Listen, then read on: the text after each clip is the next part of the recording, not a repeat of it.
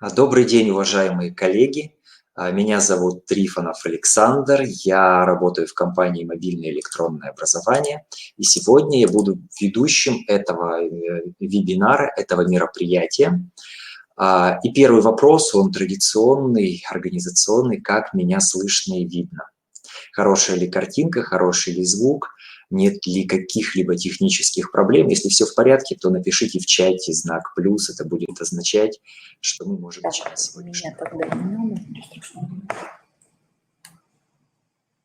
Александр Анатольевич, добрый день. Вас хорошо видно и слышно. Мы рады вас приветствовать вновь в нашей студии. Да? Мы готовы предоставить вам слово, чтобы вы рассказали нам о том, какие вы сделали выводы, какие уроки пандемии в рамках вашей организации. Это мобильное электронное образование. Пожалуйста, вам слово. Да, спасибо большое, Марина Анатольевна. Очень приятно снова выступать в вашей студии перед работниками образовательной системы Республики Коми. И тема у нас сегодня очень интересная, очень актуальная, потому что мы будем разбирать те модели образовательного процесса, которые применимы и актуальны в сложившихся условиях. Мы в нашей компании изучали опыт работы образовательных организаций, опыт работы школ, учителей на протяжении апреля-мая 2020 года, когда все были в удаленном режиме. В июне месяце вышли требования Роспотребнадзора, которые действуют до начала 2021 года. И вот у коллег в различных субъектах Российской Федерации это вызывает достаточно большое количество вопросов, а как организовывать образовательный процесс. Мы подготовили ряд предложений, собственно, про вот эти предложения, про эти модели я буду сегодня говорить. Немножко обозначу план работы. Какие вопросы я собираюсь сегодня с вами обсудить?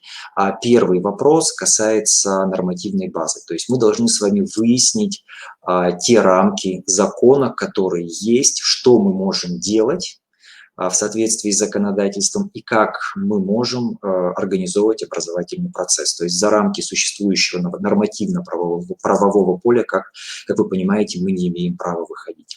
Дальше поговорим про инструменты, которые необходимы для того, чтобы реализовать образовательный процесс по тем моделям, которые я обозначил. То есть здесь мы будем говорить прежде всего про современные образовательные технологии, про цифровую образовательную среду, про то, что она в себя включает, потому что те модели, про которые я буду говорить, их очень сложно реализовать без электронного обучения, без дистанционных образовательных технологий. Мы не сможем обеспечить высокое качество образования, не сможем обеспечить необходимый уровень контроля и мониторинга за образовательным процессом. Поговорим про сами модели, ну и обсудим, как их можно применять, для каких категорий обучающихся. Расскажу про конкретные примеры школ, которые эти модели реализуют. И, конечно же, у вас будет возможность задать мне вопросы, принять участие в обсуждении, потому что тема очень интересная и очень актуальная. Итак, первый слайд, как называется, «Мир не будет прежним». Действительно, вот сам мотив применения современных технологий в сфере образования, цифровизация, цифровая трансформация образования, как это именуется в специализированной литературе, это очень интересный и важный процесс, актуальность которого ни у кого не вызывает сомнений, и необходимость как раз применять вот эти технологии. Здесь важно понимать такую вещь, что та система образования, которая была адекватна индустриальному обществу, когда необходимо было подготовить рабочих, которые умели читать, чтобы они были в состоянии прочитать инструкцию и изготовить деталь, чтобы могли поставить подпись в табеле о получении заработной платы. Эта модель в настоящее время немножко не соответствует той действительности, в которой мы живем. То есть происходит переход к цифровому обществу, меняется экономика, меняется рынок труда, и, соответственно, у работодателей появляются другие требования к работникам, другие навыки и компетенции, которые можно формировать только в конвергентной образовательной среде. То есть это вот первая такая большая составляющая государственной нашей с вами деятельности. То есть цифровая трансформация образования – это то, на что направлена государственная политика в сфере образования, огромное количество нормативно-правовых актов, они представлены на слайде, про них я особо говорить не буду. Думаю, все мы прекрасно знаем вот этот пул документов. А на что я хочу обратить особое внимание, это санитарно-эпидемиологические требования, которые подготовлены Роспотребнадзором. Они были выпущены 30 июня 2020 года, вышло постановление главного государственного санитарного врача. Коллеги, думаю, вы прекрасно знаете, что в мае месяце были просто рекомендации, которые были оформлены обычным письмом, а вот 30 июня это уже постановление, то есть это более высокий уровень нормативно-правового акта, и они обязаны к исполнению во всех образовательных организациях в нашей стране. И многие коллеги встретили эти рекомендации с большим негодованием, потому что они не вписываются в традиционную классную урочную систему, в традиционный способ организации учебного занятия. То есть они направлены прежде всего на разобщение всех участников, чтобы дети меньше общались очно в школе друг с другом. Ну и таким образом Роспотребнадзор пытается уменьшить распространение коронавирусной инфекции. То есть за каждым классом должен быть закреплен отдельный учебный кабинет, дети не переходят из одного класса в другой, расписание составляется особым образом, чтобы минимизировать контакт всех обучающихся. То есть сделать это достаточно сложно, потому что это дополнительная нагрузка на учителей, это поиск аудиторного фонда, который должен соответствовать тем же санитарным нормам и правилам, это возможные финансовые затраты на заработную плату педагогов, то есть вопрос, из каких источников финансирования все это будет финансироваться и осуществляться финансовое обеспечение. То есть на самом деле две такие важные задачи, над которыми стоит подумать, и которые заставили нас, вот, собственно, разработать те модели, про которые я буду сегодня говорить. Ну, давайте обратимся к закону об образовании, к тем понятиям, которые в нем есть и которые нам необходимы. То есть сейчас буду говорить про те кубики, из которых мы будем конструировать наши модели.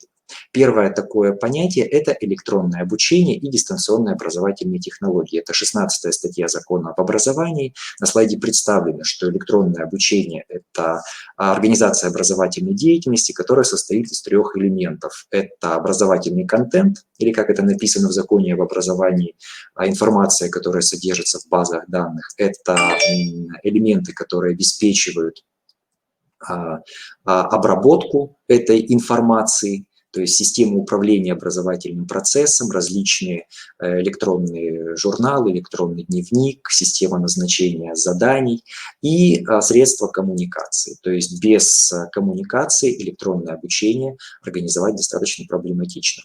И дистанционные образовательные технологии. То есть в этом определении самое главное, что ребенок и учитель не находятся в одном помещении, в одной аудитории. Они взаимодействуют на расстоянии, то есть опосредованно. Это может быть как в рамках одного города, также это возможно и при помощи, когда учитель и ученик находятся на разных континентах. Такие модели тоже возможны. И на что еще хочу обратить ваше внимание, что чисто теоретически дистанционное обучение, дистанционные образовательные технологии, их можно применять без электронного обучения. Но как это было в XIX веке, когда эта технология зарождалась, так называемые корреспондентские курсы, когда учитель отправлял задания по почте, потом ученик или студент эти задания выполнял и обратно отправлял педагогу. То есть это тоже такой важный момент, что электронное обучение можно применять что это не одно и то же, во-первых, это все-таки разные понятия. Электронное обучение можно и при классической классно-урочной системе спокойно применять на уроке. Различные интернет-тренажеры, различные симуляторы, виртуальной реальности, дополненной реальности – это тоже элементы электронного обучения. Это первые два понятия, или 16-я статья, про которые я говорил. Вторые два элемента – это 17-я статья Закона об образовании, это формы получения образования и формы обучения. Ну, мы прекрасно знаем, что форм получения образования в нашей стране две – это в образовательных организациях и в необразовательных организациях. Но в данном случае мы говорим все-таки про те случаи, когда ребенок находится в контингенте образовательной организации, то есть он туда зачислен, он является обучающимся, и в соответствии с законом он имеет право обучаться по очной, очно-заочной и заочной форме. Федеральные государственные образовательные стандарты разрешают реализовывать образовательные программы при любой форме обучения, то есть и даже в начальной школе чисто теоретически может применяться заочное обучение, то есть законодательство это не запрещает. Ну и такие случаи иногда, конечно, встречаются. На что здесь я хочу обратить ваше внимание? На то, что форму обучения выбирают родители. Это положение части 4 статьи 63 Закона об образовании. То есть родитель может прийти к директору школы, написать заявление о том, чтобы перевести ребенка на очно-заочное обучение. И администрация должна создавать необходимые условия, потому что это право родителей. И тут тоже такой важный момент. Порядок зачисления на основные общеобразовательные программы регулируется соответствующим приказом Министерства образования и науки. Ну, тогда еще Миноборнауки был. И там прописано, что должно включать заявление о приеме в школу. И формы обучения там нет. То есть вот этот приказ, он не корреспондируется с законом об образовании. То есть закон об образовании дает право родителям выбирать форму обучения, а приказ не содержит обязательного элемента заявления, как выбор формы обучения. То есть здесь некоторые юристы видят ущемление прав родителей, поэтому тоже такой момент, на который следует обращать внимание. Ну и что же мы можем предложить, когда совместим электронное обучение и дистанционные образовательные технологии и формы обучения? Мы как раз вот совмещая эти элементы и сможем сконструировать наши модели, которые могут применяться в образовательных организациях. То есть школы спокойно могут использовать любую форму обучения выбирают родители, а образовательные технологии выбирает образовательная организация, это ее право, это закреплено в законодательстве. Итак, какие модели можно выделить? Но еще один момент, вот я забыл про него сказать, это все-таки индивидуализация образовательного процесса. Прежде чем переходить к самим моделям, тоже очень важный момент – это обучение по индивидуальному учебному плану. То есть на самом деле в некоторых случаях реализовать очно-заочное обучение, если у школы нет готового учебного плана вот под эту форму обучения, можно только при помощи ИУПов, индивидуальных учебных планов, то есть где индивидуализируется содержание. Каким образом составлять индивидуальный учебный план решается в каждой образовательной организации самостоятельно. То есть федеральное законодательство не содержит каких-то жестких требований к составлению этого документа. Единственное, что должно учитываться мнение ребенка. Но на практике каждой образовательной организации я рекомендую подготовить соответствующий локальный нормативно-правовой акт, где бы прописывался порядок создания индивидуального учебного плана, что учитывается обязательно мнение ребенка, учитываются мнения психолога, учителей и всех участников образовательных отношений. Что будет индивидуализироваться, решается в каждом конкретном случае в зависимости от потребностей и задач обучающегося. И вот, собственно, здесь обозначены сами модели, про которые мы будем сегодня говорить. Модели очно-заочного обучения. И чтобы их реализовать в настоящий момент, все-таки необходима цифровая образовательная среда. Коллеги, сейчас я их просто назову, а потом про каждую буду говорить более детально, более подробно. Первая модель, часть предметов изучается в очной форме, другая в заочной. Второе – сочетание очного и заочного обучения в рамках изучения одного предмета.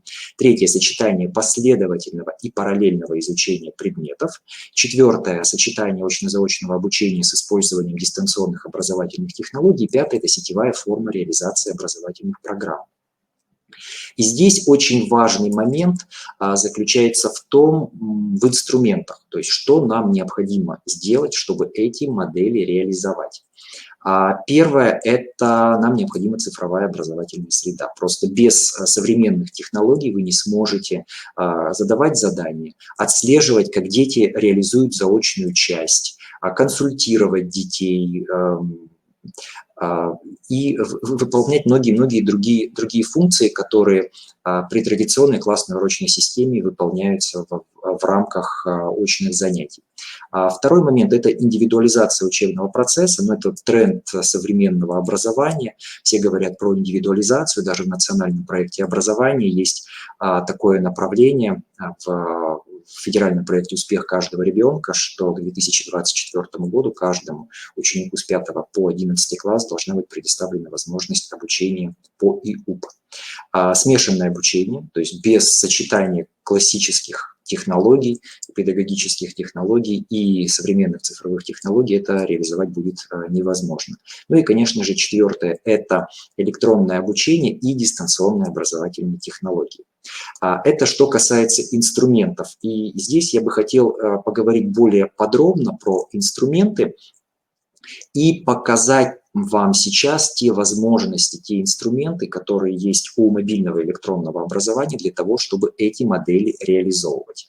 То есть, чтобы у вас было представление о том, что это есть подобные решения, подобные разработки, которые спокойно можно применять в современном образовании. Я сейчас запущу демонстрацию рабочего стола за место презентации. И у вас за место презентации должен появиться рабочий стол мобильного электронного образования. Коллеги, на что я хочу обратить ваше внимание? Это то, что доступ в систему осуществляется по индивидуальному логину и паролю. То есть любая цифровая образовательная среда в настоящее время должна быть защищена от посторонних людей, то есть должны работать в ней только участники образовательных отношений, учителя, родители, администрация, директора, может быть, представители муниципалитета, брать статистику об образовательной деятельности. То есть такой ситуации, когда любой пользователь заходит в систему и видит персональные данные детей, такого быть, конечно же, не должно. Трансляция идет, да, то есть проблем никаких, насколько я понимаю, нет. Вот. И МЭО – это система, которая соответствует приказам в СТЭК. Это организация, которая занимается обеспечением информационной безопасности в нашей стране. И у нас есть необходимые заключения. Значит, условно всю систему можно разделить на инструменты коммуникации и на инструменты управления образовательным процессом и на цифровой образовательный контент. Что мы относим к инструментам коммуникации? Это система видеоконференц-связи. То есть прямо в системе встроена система видеоконференции. То есть можно проводить синхронные онлайн-уроки. Видеоконференция создается достаточно просто. Есть кнопочка «Создать видеоконференцию», где мы вводим название, например, онлайн-урок физики, математики, истории. Выбираем дату, время, длительность урока и выбираем нужных пользователей. То есть, как вы видите, в МЭО достаточно большое количество ролей пользователя. То есть есть и ученик, и учитель, и школьный администратор, и родитель, и психолог, и наставник, и директор. У каждого пользователя разные права доступа к различной информации. информации. Можно приглашать на конференцию как отдельных пользователей, так и целые группы или классы. То есть можно, например, пригласить сразу целый класс и не выбирать каждого пользователя по порядку. Ну и есть кнопка «Создать видеоконференцию». Я уже создал 2 видеоконференции, то есть здесь есть кнопка «Подключиться», можно посмотреть записи, можно ее завершить, можно удалить созданную видеоконференцию. То есть интерфейс достаточно прост и понятен. Мы работаем с системой Big Blue Button. Функционал, в принципе, аналогичен той системе, в которой мы сейчас работаем. То есть у учителя есть возможность писать в чате, также могут и дети писать в чате, можно делать заметки, можно управлять правами пользователей, включать-выключать микрофоны, блокировать участников, создавать комнаты для групповой работы, что на самом деле очень важно, потому что многие учителя используют вот смешанное обучение, там есть технология ротация станций, автономные группы, и как раз здесь спокойно можно разделить класс на группы, и они в этих комнатах будут выполнять то задание, которое дал учитель. Можно проводить голосование в режиме реального времени, получать правильный ответ, можно загружать презентации и делать презентации свободными для скачивания, можно делать запись, демонстрировать экран, и можно пользоваться ресурсами интерактивной онлайн-доски. То есть спокойно на презентации, которую вы загрузили, можно что-то писать, подчеркивать, можно давать права на работы с презентацией, с графическими элементами ученикам. То есть функционал достаточно широкий и удобный. Следующая подсистема – это личные сообщения. Благодаря личным сообщениям учитель может создавать диалоги, рассылки. То есть принцип точно такой же. Создаем название диалога, например, математика в 5 классе, выбираем пользователей, которые должны быть присоединены к этому диалогу, и дальше идет обсуждение. То есть дети могут набирать текст при помощи клавиатуры, могут прикреплять файлы, то есть могут выполнить что-либо делать презентацию, выполнить что-либо в Excel, в текстовом редакторе, или, например, выполнить задание на листочке, потом сфотографировать, отсканировать и отправить детям. А также возможно делать записи голосовых сообщений. То есть это сейчас очень модно, очень популярно, и во многих случаях это оправдано, потому что даже при дистанционных формах организации занятий дети должны учиться говорить. Дистант – это не означает, что качество образования должно упасть, какие-то важные навыки и компетенции мы не будем развивать у наших обучающихся. Поэтому такие элементы тоже существуют. Следующая подсистема – это электронный журнал.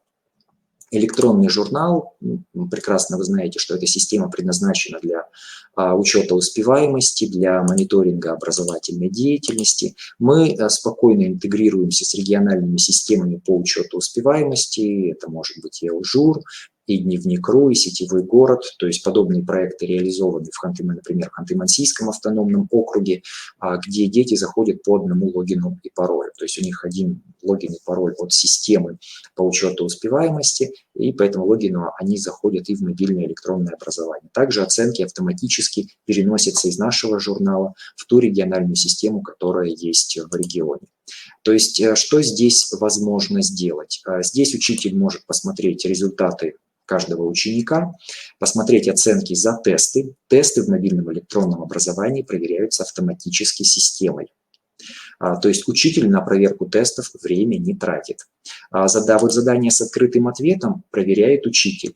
То есть это сильная сторона МЭО, подготовка заданий с открытым ответом. Поэтому смотрите, какие есть варианты, чтобы ребенок мог выполнить задание с открытым ответом. Он может набрать текст с клавиатуры, выполнив ответ, может выполнить на листочке, на бумаге, в файле, прикрепить и отправить работу учителю, может записать голосовое сообщение. Вот идет запись голосового сообщения, и может воспользоваться ресурсами графического редактора, когда надо что-то нарисовать, начертить, сделать какую-то пометку, и как раз в графическом редакторе, в этой рисовалке, учитель тоже спокойно может проверить и поставить оценку, то есть оставить какой-то комментарий. Ну и есть поле для выставления отметки. То есть самые разные варианты для выполнения заданий с открытым ответом. Следующее – это матрица назначения заданий, инструмент персонализации. То есть благодаря матрице учитель может создавать индивидуальные образовательные траектории. Здесь представлены все задания с открытым ответом, которые есть в уроке. Что здесь может учитель? Во-первых, учитель может отменить назначенное задание, может назначить на уроке. Может назначить как домашнее задание.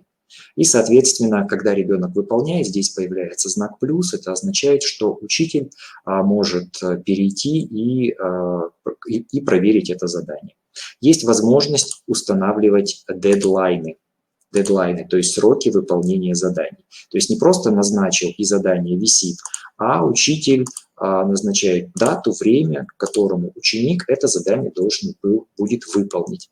И вот эти назначенные задания, они отображаются у ребенка в органайзере. Это следующий инструмент, который есть в мобильном электронном образовании. То есть это важный инструмент для планирования деятельности. Ну вот, например, я назначил ряд событий на 14 сентября 2020 года. Во-первых, ребенок должен выполнить задание, которое я назначил по теме равномерное прямолинейное движение, и прямо из органайзера ребенок может перейти к этому заданию. Вот здесь кнопочка «Перейти к заданиям». Также все онлайн-уроки, все видеоконференции тоже заносятся в органайзер. То есть событий, которые пропустил ребенок, пропустить их будет достаточно сложно. Также это отображается и в индивидуальной образовательной траектории, то есть инструмент, где отображаются все назначенные задания. И в электронном дневнике, где отображаются оценки, это тоже есть. Еще один важный элемент, который есть в мобильном электронном образовании, это цифровое портфолио.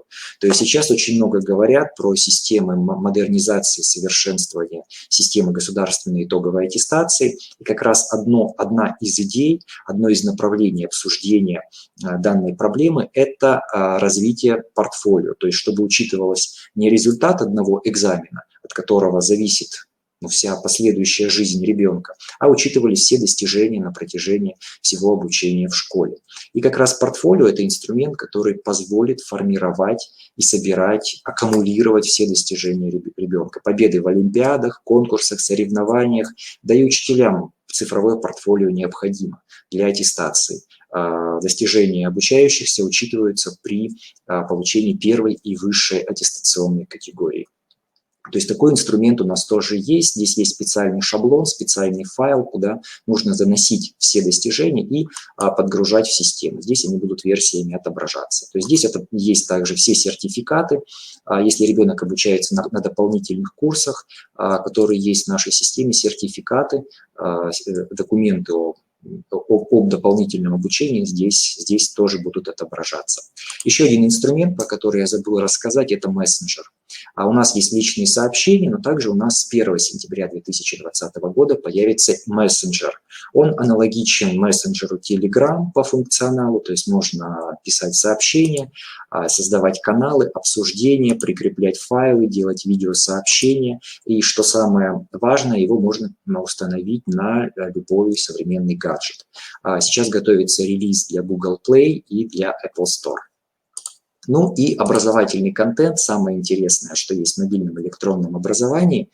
У нас образовательный контент от дошкольного образования до 11 класса. Также есть курсы по внеурочной деятельности, это полочка 12 класса, где размещены курсы по современным технологиям, аддитивные технологии, альтернативные источники электричества, гибкое стекло, курсы по навыкам и компетенциям 21 века, вот, например, курс по лидерству, по навыкам презентации, по умению работать в команде, по курс создавать новое и интересное. То есть спокойно их можно использовать во внеурочной деятельности. Робототехника, финансовая грамотность.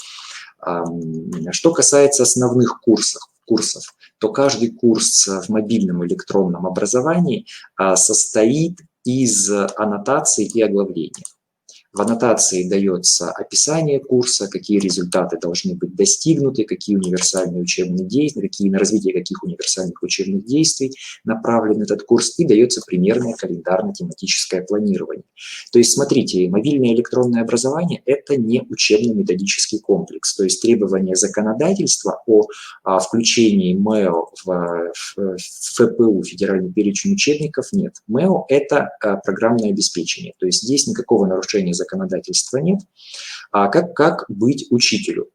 Рабочие программы школ пишутся на основании учебников, которые входят в федеральный перечень, и учитель под свое КТП, под свою рабочую программу подбирает материал, который есть в мобильном электронном образовании. То есть это дополнительный элемент для того, чтобы сделать образовательную деятельность интересной, современной и удобный для обучающихся при любой форме обучения. Сам образовательный контент находится в оглавлении.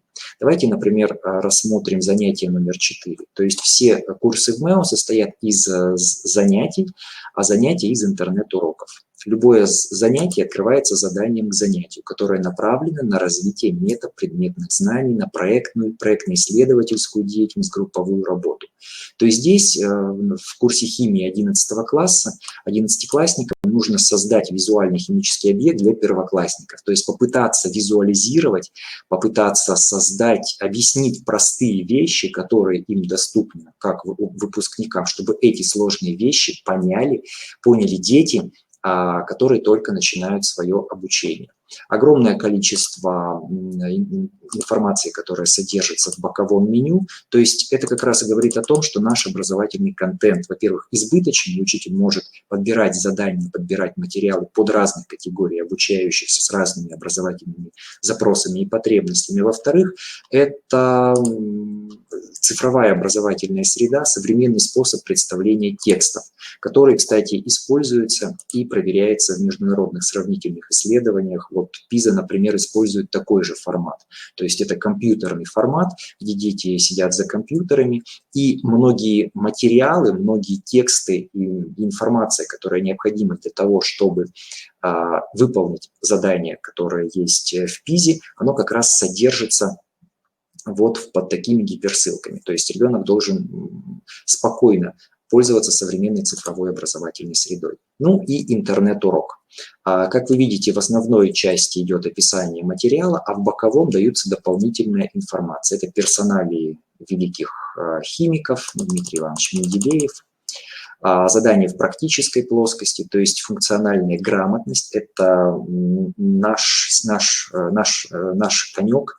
Мы уделяем огромное внимание тому, чтобы весь учебный материал, который содержится в МЭО, был связан с фактической грамотностью, функциональной грамотностью. Межпредметка в фокусе ИКТ, химический справочник, глоссарий, в фокусе экология, задания с открытым ответом, вот, например, перечни лабораторных работ. Вся информация представлена в интерактивном формате при помощи инфографики, вот как раз задание с тренажеры, где нужно распределить элементы по столбцам, то есть ребенок его выполняет и сразу же получает ответ. Ну, я это задание не пытался даже выполнить. Здесь соединение элементов. То есть за эти тесты оценка не выставляется, это на закрепление материала. В фокусе биология, например, рубрика «Готовимся к ЕГЭ», то есть мы не ставим цель натаскивать на единый и основной государственный экзамен, плавная подготовка к ЕГЭ, и ребенок будет успешен. Записи химических экспериментов, опытов тоже у нас есть, поэтому спокойно можно реализовывать образовательные программы. Подготовка к олимпиадам, вот, например, рубрика «Готовимся к олимпиадам». То есть и подобная методология, она в каждом курсе мобильного электронного образования. А что еще есть? Сборники «Готовимся к ЕГЭ», «Готовимся к ОГЭ». Мы обновляем эти сборники каждый год, как только ФИПИ утверждает демоверсию, спецификацию и кодификатор. Обычно это происходит к ноябрю месяцу, но в августе они публикуют проект, потом идет обсуждение, и обычно где-то вот в конце октября, в ноябре утверждаются эти сборники. То есть здесь идет разбор всех заданий в соответствии со спецификацией, дается само задание, теоретический материал, дается подсказка, и разбор типового задания. То есть 5 вариантов спецификации единого государственного и основного экзамена. Очень замечательные сборники «Подготовка к олимпиадам». То есть здесь собраны задания по уровням сложности, по типам олимпиад, то есть, например, муниципальный уровень, тип олимпиады муниципальный, уровень сложности 5. И все задания даются с разбором. То есть вам не нужно гадать, как это задание выполнить. Все эталоны ответов в мобильном электронном образовании есть. А еще один важный момент – это рабочие тетради. Первое, покажу рабочие тетради на задании проектного и исследовательского характера. То есть специально разработанный элемент для проектной деятельности, для исследовательских заданий. То есть отдельные сборники, отдельные курсы. Также рабочие тетради вот в привычном понимании, только не бумажные, а электронные, есть в каждом курсе МЭО. То есть было постановление президента Российской Федерации, это был еще июль прошлого года, что нужно отказываться от бумажных рабочих тетрадей и постепенно переходить на электронный формат. Вот у нас они в каждом интернет-уроке есть рабочая тетрадь. То есть я перешел на итоговую страницу курса, здесь я выбрал рабочую тетрадь, и вот задание, которое учитель может использовать в качестве дополнительных заданий. Что еще важного и интересного есть в МЭО, так это адаптация контента для детей с особыми образовательными потребностями. Вот я открыл математику в 1 классе. Покажу сейчас, как выглядит образовательный контент. Он достаточно разнообразен, все тексты озвучены профессиональным диктором, огромное количество иллюстраций, то есть все достаточно понятно и доступно. Так вот, мы можем выбрать одну из 5 адаптированных программ. Вот, например, адаптированная программа номер 5 для детей с умственной отсталостью. Но это вариант 1 в соответствии со специальным ГОС для детей с умственными нарушениями. Посмотрите, что произошло. Появились дополнительные этапы, дополнительные вопросы, и появилась помогалка. То есть помогалка – это тот элемент, благодаря которому особый ребенок может выполнить данное задание. Вот, пока это есть в 1 и во 2 классе, с 1 сентября 2020 года появится в подобном же формате задание в 3 классе для особых детей, для детей с ограниченными возможностями здоровья. Коллеги, сейчас я возвращаюсь в презентацию. Демонстрацию рабочего стола я останавливаю и буду работать дальше с презентацией. То есть мы с вами будем говорить про модели, про которые я говорил, и я остановился на том, что чтобы реализовывать образовательный процесс в настоящее время, в той ситуации, в которой мы оказались, необходимы современные цифровые образовательные технологии. Я вам показал, что из себя представляет современная цифровая образовательная среда, какие должны быть элементы, что у вас есть и инструменты коммуникации, есть и образовательный контент, есть и инструменты, благодаря которым вы можете создавать, организовывать образовательный процесс. Я вижу, поступили вопросы. Значит, вопрос про аттестацию, насколько я понимаю, если это педагогических работников, то в каждом регионе этот порядок свой. Есть федеральный приказ Министерства, наверное, еще образования и науки Российской Федерации о порядке присвоения категорий, но каждый регион организует эту работу по-своему. То есть здесь надо смотреть региональную базу того субъекта федерации, где вы живете. Можно ли это проводить дистанционно и отправлять материал. Если вы имеете в виду государственную итоговую аттестацию учеников, то ЕГЭ, ОГЭ дистанционно проводить нельзя. А вот, например, вступительные испытания в высшее учебное заведение можно. То есть есть отдельный приказ Министерства образования и науки Российской Федерации об организации образовательного процесса с использованием ЭО и ДОТ. Так вот, там перечислены практически все виды учебных занятий, в том числе и государственная итоговая аттестация. Но по ЕГЭ есть отдельный приказ, где написано, что в форме ЭО и ДОТ проводить нельзя. Помогалка – это здорово, здорово, спасибо большое. Татьяна спрашивает, МЭО – это платная платформа? Да, мобильная электронная платная платформа. Я думаю, конкретное коммерческое предложение отправят наши специалисты всем участникам сегодняшнего вебинара, также отправят и демодоступ, потому что показывать можно долго и красиво, но самое интересное – это попробовать самому, попробовать организовывать образовательный процесс. То есть, смотрите, без современной цифровой образовательной среды организовать образовательный процесс в настоящее время достаточно сложно. Ну и давайте перейдем к тем моделям, которые вы можете использовать. Эти модели, кстати, реализуются во многих школах Российской Федерации. Первая модель, часть предметов изучается в очной форме, а другая в заочной. Коллеги, смотрите. Вот, например, в качестве примера я взял индивидуальный учебный план учащегося 10 класса, который собирается поступать в медицинский университет. То есть все предметы, которые ему необходимы для поступления, это химия, биология, математика, изучаются очно в школе. А те предметы, которые этому ребенку необходимы для получения аттестата, он их изучает в заочной форме, то есть самостоятельно. Учитель ему дает задание, готовит специальные контрольные работы, подбирает материал. Ученик это все изучает, проходит промежуточную итоговую аттестацию и получает итоговую отметку в аттестат. Как вы понимаете, это удобно как раз делать в цифровой образовательной среде, где есть все, и задания, и образовательный контент, и учитель может осуществлять текущий контроль и мониторинг учебной деятельности. То есть при обычной электронной почте это сделать очень-очень сложно. Это будет просто профанация образовательного процесса. То есть это первая модель, которая представлена на данном слайде. Обращаю ваше внимание, что этот учебный план составлен на основании уже в ГОС среднего общего образования для 10-11 класса. Просто некоторые коллеги спрашивают, а почему нет технологий здесь? Ну, в ГОС позволяет реализовывать индивидуальные учебные планы в 10 и 11 классе без данного предмета. То есть его можно спокойно добавить, но в ГОС пока у нас такой. Следующий вопрос, который сразу же возникает, что же будет делать ребенок во время заочной части?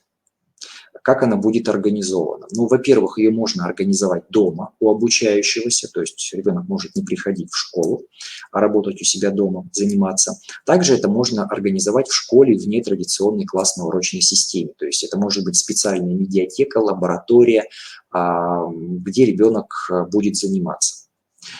Какие виды учебной деятельности предполагает? Ну, во-первых, изучение нового материала, освоение нового материала самостоятельно, подготовка и прохождение текущего и промежуточного контроля, ну и, конечно же, проектная и исследовательская деятельность. То есть сразу скажу, что вот эти модели, они прежде всего создавались под активные формы обучения. То есть мы в нашей компании выступаем от постепенного отказа от репродуктивных заданий, потому что задача образования в 21 веке – это активная информационная деятельность. Ребенок должен не заучивать наизусть даты, события, какие-либо факты, а уметь оперировать этой информацией, уметь создавать свой собственный информационный продукт. Поэтому для проектной деятельности как раз нужно время. И при этом нужно делать так, чтобы качество образования, конечно же, не упало. Второй вариант, вторая модель – это сочетание очного и заочного обучения в рамках изучения одного предмета. А где может применяться и реализовываться данный учебный план? Ну, например, высоко мотивированные, одаренные дети, спортсмены, у которых плотный график соревнований, тренировок, и у них мало времени, чтобы посещать занятия в соответствии с традиционным расписанием школы. При этом учиться они тоже должны получать образование. То есть здесь, смотрите, например, английский язык ребенок 2 часа изучает точно в школе, а 1 час он работает самостоятельно. Как раз появляется время для тренировок, для соревнований, для участия в каких-либо мероприятиях. Это вторая модель. Третья модель – это сочетание последовательного и параллельного изучения предметов. Ну, самый яркий пример – это ускоренное обучение в 10 классе. в 10 классе ребенок сдает все предметы, которые ему не нужны для поступления в вуз, а в 11 классе занимается только подготовкой к ЕГЭ, к поступлению в высшее учебное заведение. То есть такая модель тоже существует, но тут есть некоторые минусы. Например, если вы будете полгода ставить русский, полгода будете изучать русский язык, а полгода литературу, возможно такая ситуация, что ребенок заболеет, не будет пропускать занятия, и важные часы будут пропущены. То есть для школы в некоторых ситуациях нужно быть осторожным, и про это тоже нужно иметь в виду. Ну и четвертая модель, она такая самая сложная. Здесь мы сочетаем все, что только можно сочетать. И очное обучение, и заочное обучение, и дистанционные образовательные технологии. То есть как раз вот эта модель, она работает на требования Роспотребнадзора об уменьшении количества детей, которые одновременно находятся в образовательной организации. Более подробно мы поговорим про эти модели. Сегодня, конечно же, поговорим, когда будем рассматривать вопрос гибкого расписания занятий. То есть как это можно реализовать, какие примеры существуют, что говорят директора школ Российской Федерации. То есть у меня тоже есть опыт общения с руководителями. На этой неделе мы проводили большой педсовет мобильного электронного образования, где два директора очень интересно рассказывали про свой опыт, как они используют в том числе вот эти модели. Следующая модель, последняя модель, которую мы хотим вам предложить и которая вполне реализуема, это сетевая форма реализации образовательных программ. С 1 июля 2020 года в законную силу вступила новая редакция этой статьи. Министерство просвещения совместно с Министерством науки и высшего образования подготовила совместный приказ, но, насколько я знаю, подзаконный акт, который был принят в соответствии с 15 статьей Закона об образовании, еще не утвержден. То есть он пока только проект, который размещен на сайте regulations.gov.ru, то есть там, где все проекты нормативно-правовых актов размещаются для обсуждения. Итак, что же такое сетевая форма реализации образовательных программ? У нас есть две образовательные организации. Первая – это базовая образовательная организация, в которой учится ребенок. Она обозначена синим кругом. В красном круге цифровая онлайн-школа БИТ – это наша цифровая школа, которую я взял в качестве примера, которая реализует общеобразовательные программы и программы дополнительного образования. У нее есть необходимые лицензии. И эта школа, эти две школы заключают договор о сетевой форме реализации образовательных программ. То есть в этом договоре они прописывают порядок взаимодействия, порядок зачисления обучающихся, учитывают финансовую сторону вопроса, и в качестве приложения к этому договору идет образовательная программа, где прописаны, какие части какой образовательной организации реализуются. То есть ребенок зачисляется в базовую образовательную организацию, она его направляет для прохождения или изучения каких-либо предметов в организацию партнер, в данном случае онлайн-школу БИТ, которая реализует заочную часть. То есть на самом деле здесь снимается достаточно большое количество проблем. Это и работа со школами с низкими результатами, где не хватает высококвалифицированных педагогов, обеспечивается вариативность образования, образовательные потребности особых категорий обучающихся. Если, например, нужен в школе преподаватель физики высокой квалификации, но он, к сожалению, живет в другом городе и не может вести занятия в труднодоступной местности. Как раз сетевая форма здесь может быть реализована, потому что в данной ситуации у директора есть два варианта. Или заключить с этим педагогом договор о дистанционной работе, то есть заключить с ним договор как с физическим лицом, или заключить договор уже с образовательной организацией, то есть между двумя юридическими лицами о реализации образовательных программ. И следующий вопрос, следующий момент, про который я хочу с вами поговорить, это гибкое расписание учебных занятий. То есть как будет выглядеть расписание вот при очно-заочных формах. Смотрите, здесь есть 4 модели, они похожи друг на друга. Первая группа моделей – это для 6-дневной учебной недели, вторая – для 5-дневной. То есть эти модели как раз работают и на требования Роспотребнадзора, работают на введение активных форм обучения. Как раз при помощи введения заочной части мы высвобождаем 1 день в неделю, благодаря которому дети могут работать самостоятельно или заниматься проектной и исследовательской деятельностью. Кстати, вот многие школы, с которыми мы сотрудничаем, благодаря вот этим моделям перешли с 6-дневной учебной недели на 5-дневную. То есть у них официально 6-дневная учебная неделя, но последний день дети работают самостоятельно. Также еще 1 день в неделю можно освободить благодаря применению дистанционных образовательных технологий. То есть уже получается 2 дня в неделю, а дети могут заниматься активными формами обучения. Но это такая модель. Вот примерное расписание. Пока для 10 класса, то есть здесь появляется заочная часть. Как вы видите, расписание для нее не составляется, потому что это самостоятельная работа обучающихся. То есть эти часы выносятся на самостоятельную работу. Ну и давайте посмотрим более сложный, более интересный пример, в котором учтены требования Роспотребнадзора и дистанционные образовательные технологии, и применение заочного обучения. Как вы видите, вторник отведен под дистанционное обучение. То есть это сделано не случайно. Как нам кажется, учителю будет не очень удобно 1 урок проводить в традиционной классной урочной системе, проводить в классе аудиторно, а следующий бежать настраивать компьютер, веб-камеру, запускать программы и проводить урок. То есть это разные способы организации учебного процесса. Это первый момент. Второй – это продолжительность уроков. Если традиционно урок длится 45 минут, то при дистанционной форме не более 30. Это рекомендации Министерства просвещения, которые появились в конце марта 2020 года. То есть будет сложно составить расписание учителя. Будут окна, будут какие-либо перерывы. То есть это первый момент, когда целесообразно применять дистанционные образовательные технологии в 1 день. Следующий момент, как вы видите, здесь появилась заочная часть, на которую расписание мы не составляем. Ее спокойно можно размещать в разные дни недели. И, кстати, вот я вам обещал привести пример некоторых школ, которые используют подобные модели.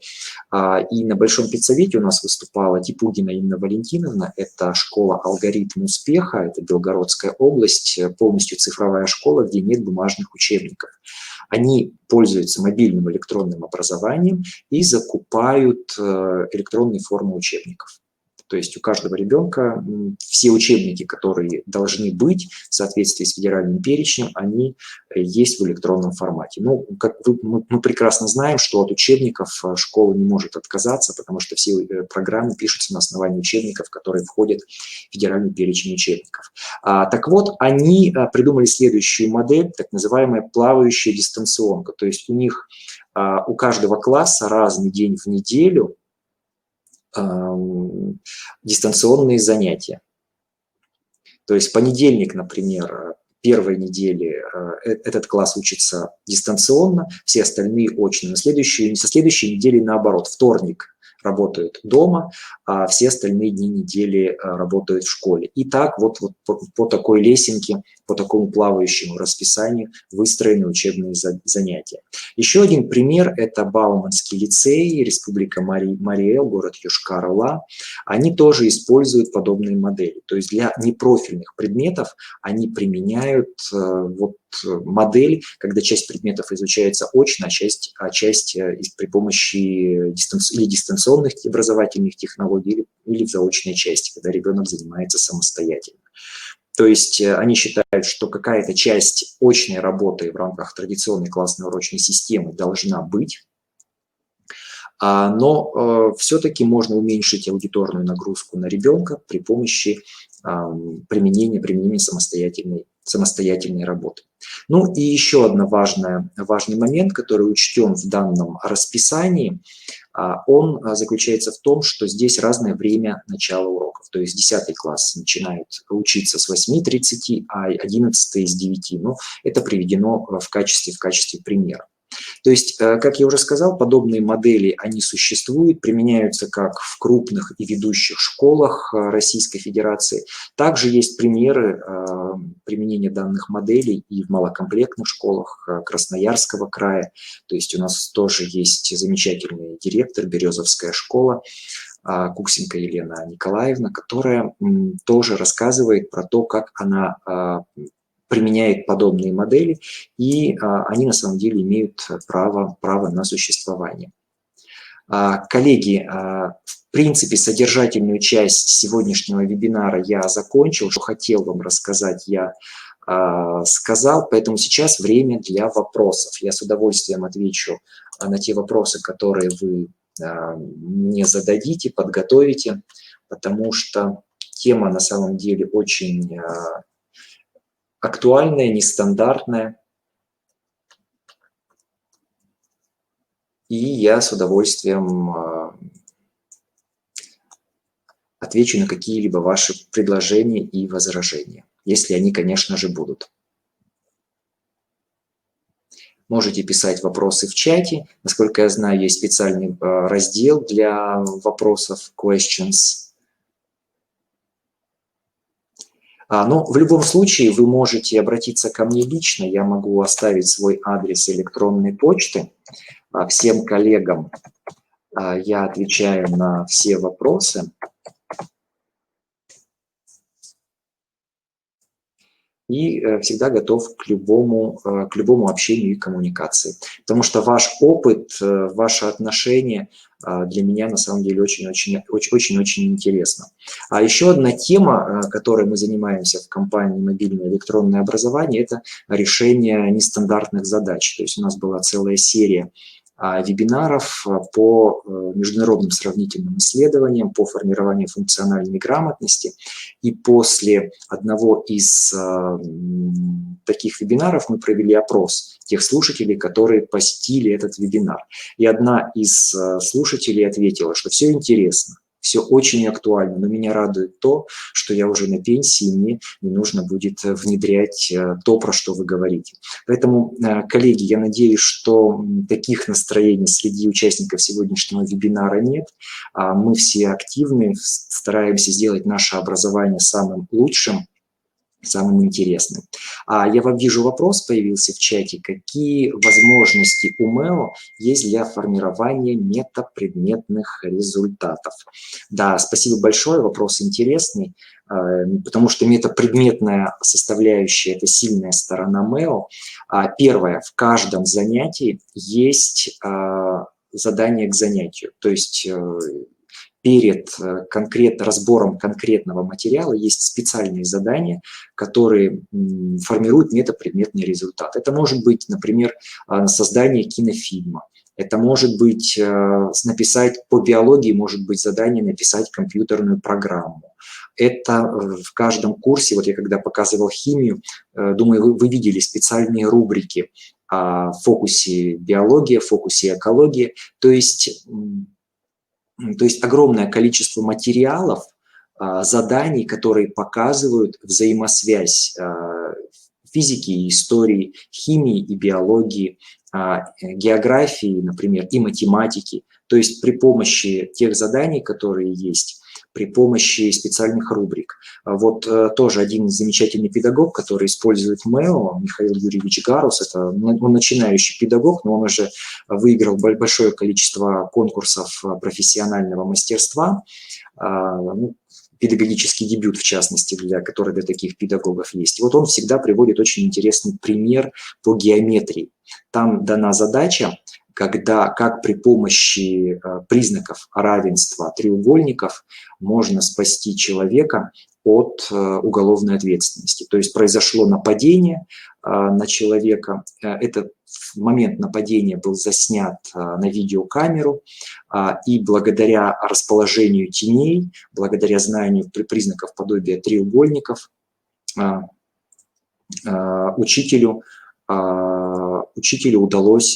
адвокату удалось доказать невиновность.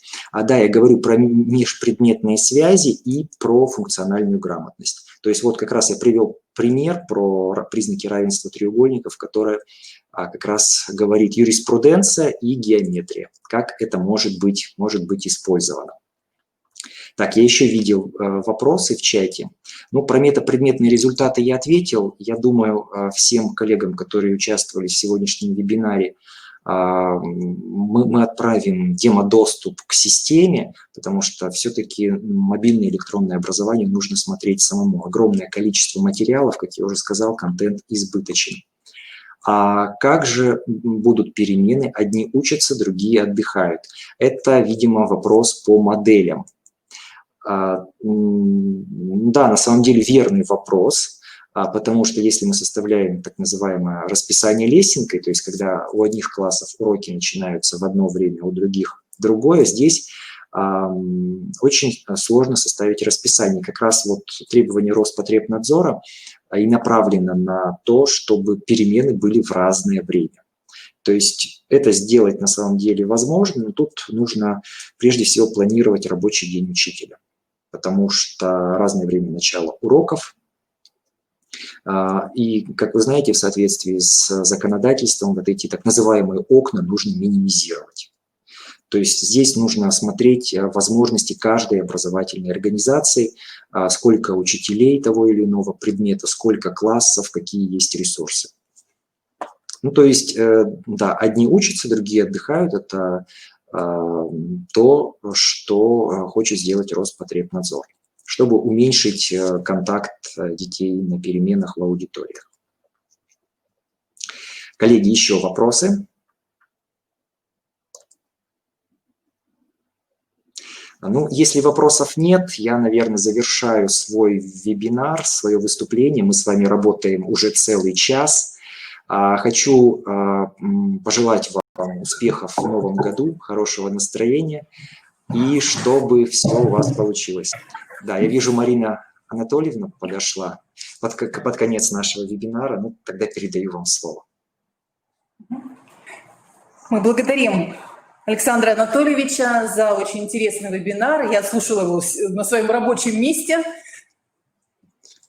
И, конечно, уважаемые коллеги, если у вас будут появляться какие-то вопросы по внедрению ресурсов мобильного электронного образования, вы всегда можете обратиться непосредственно к самому Александру Анатольевичу, либо вот по тем адресам, которые сейчас вы видите на слайде.